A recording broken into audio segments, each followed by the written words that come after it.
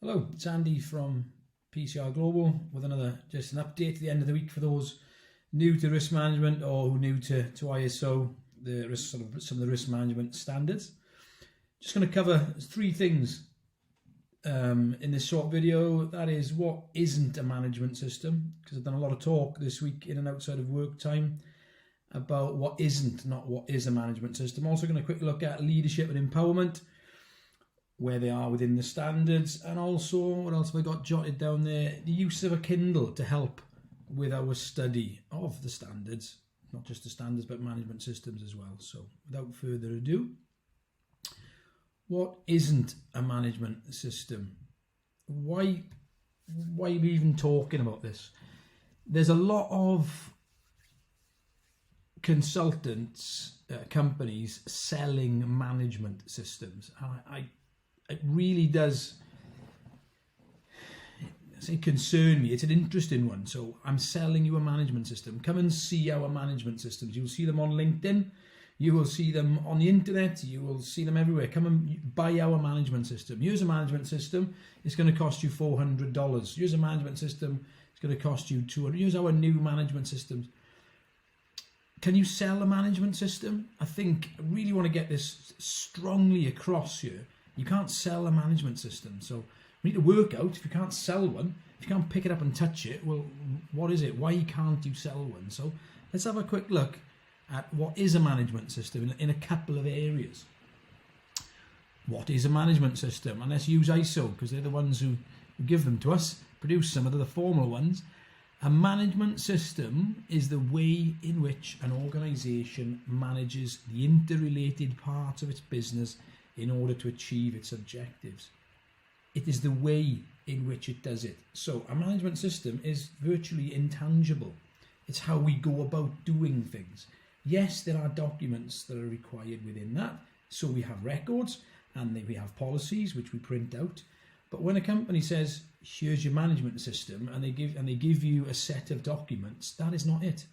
Now, if they're going to come in and they're going to they're going to do your internal audits for you, they're going to complete your training for you, they're going to do your management reviews, and they're going to be involved everywhere, then they're part of the management system. They're not the management system. So really does need saying that if you're new to ISO, please don't say you can go and buy your management system. You can buy full sets of documents online with people, and they'll actually even then certify you as well, that really big self-licking lollipop that we were talking about the other week. So please don't go buying a management system. You have to do a management system. So it's everything that you do within the organisation. So that's that one point. Where else could we see that? To demonstrate that, if we look at the international standard ISO 18788, Management System for Private Security Operations, what I really like about this standard is the framework. So if we look at the framework of a SOMS being the Security Operations Management System. So let's look at the flow diagram here. So why can't you buy one of these off somebody then? Let's go through it. So we've got the continual improvement cycle, which we've got to do. You can't own that. Nobody can give that to you, of course. The policy. Yes, a policy can be written, but you have to give mandate and commitment. You have to allow that policy. You have to support, champion, chair, get the policy in. Commitment to protection of human rights. Again, nobody can buy you that in a bit of a document. Commitment to continuous improvement, commitment to resources. We were talking about support this week when we do the walk and talk. Resources was 7.1. Again, you're not going to buy that from a consultant. Planning, risk assessment, legal and other requirements. That's working out the laws and also the standards, the regulations, call it what you want, the contracts that you've got to adhere to. Objectives and plans to achieve them. Your consultant's not going to give you an objective. If they're sitting down in a room for you writing your objectives, then you're seriously flawed. Okay, strategic programs. That is your strategy. How are we going to get somewhere? Where are we saying we're going, and how are we going to get there? Again, a consultant can be involved in that, sitting with you. They may have some good experience in that sector, but they're not going to give it to you. They're not going to buy that from them. Strategies. Implementation, operation, op control. We've got resources again, roles, responsibilities, and authorities, making people accountable. And then we've got people actually doing that and being accountable. You can't pick it up, you can't kick it. Doc control, prevention and management of undesirable or disruptive events. These are things that you do. Then you've got your internal audits, your performance evaluations, monitoring and measuring, exercise and testing. Exercise and testing, that's planning. That's actually carrying out scenario analysis. Desktops moving into full-bodied exercises. Where's your consultant? He could be with you, but you're not buying the management system from them. You have to do all of this yourself.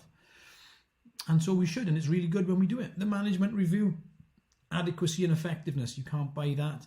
Need for changes. And then we've got, well, this was at the start, actually establishing the framework. Context was at the start.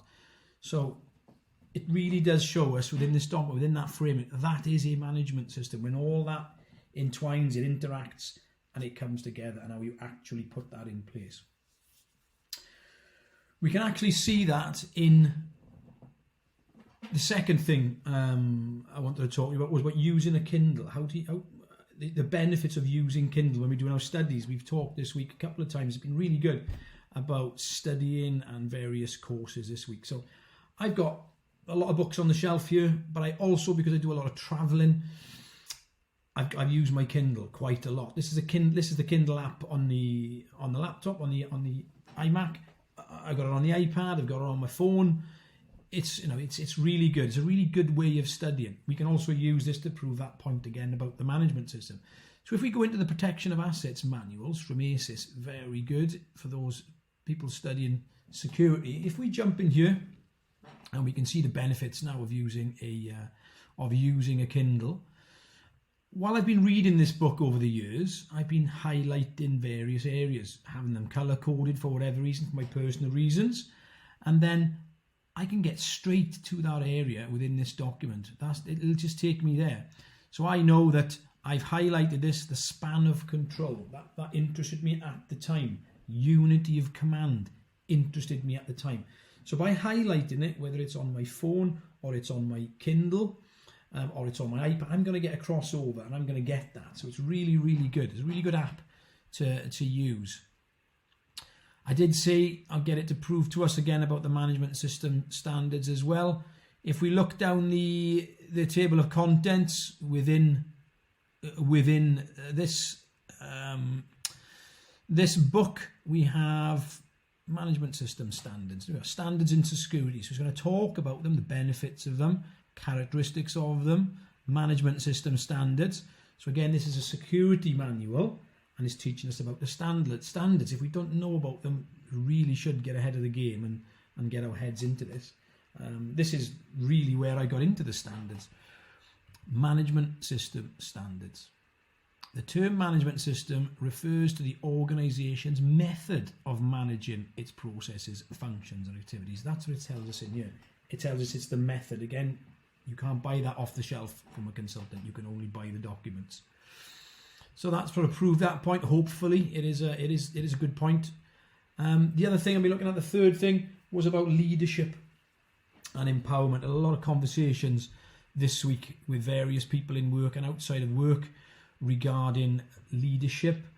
And that's not leadership at the highest level. That's leadership sort of at the more strategic, not at the strategic, more at the tactical level, the mid-level management. So the mid-level, whereby by empowering those people on the mid-level management, it just works so much better. You can pass ownership down to them. That doesn't sound nice sometimes, but I know personally I work a lot better when I've got ownership. But what we need to do, we need to trust the guys in that position. Of course, we need to train them into that position.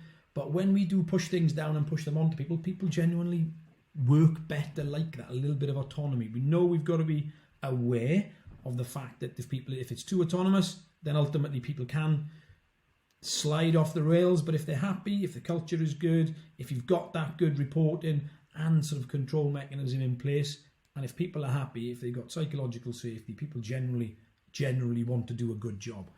So where is it in this? We're going to quick look in the security and resilience standard. I bought this one a couple of years ago. It's quite small, but it is really worth reading.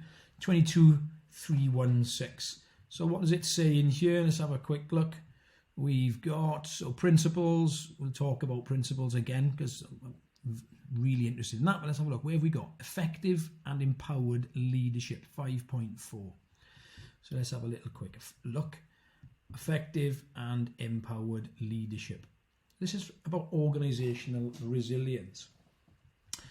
Organisational resilience is enhanced by leadership that develops and encourages others to lead. So again, that's what I mean. You've got the strategic leadership making good decisions and empowering those underneath them. So it's sort of a transformational leadership from the top down. So we're empowering those people to lead themselves. And then hopefully those people leading on the mid-level, again, to a certain extent, can do that from the tactical to the operational level. So it's quite clear that where we can, it's so much better if we can get the levels underneath us to look after themselves. And when they do that, they do feel more involved, more empowered, and it really does work. ISO 31000 for the risk management guidelines. What's it going to give us in here about the same thing? So the leadership and commitment. If we jump into leadership and commitment, what does it say in here? Top management and oversight bodies, that's your committees, everything you've got right to the highest level or external, where applicable, should ensure that risk management is integrated into all organisational activities and should demonstrate leadership and commitment by customising all the components on the framework, issuing the policy, we know that, ensuring that the necessary resources, we know that, but here we go, assigning authority, responsibility, and accountability at appropriate levels within the organisation.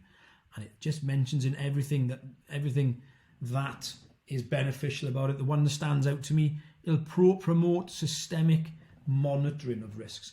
You know, a lot of talk this week about risk registers, project level risk and issue registers, and also departmental ones.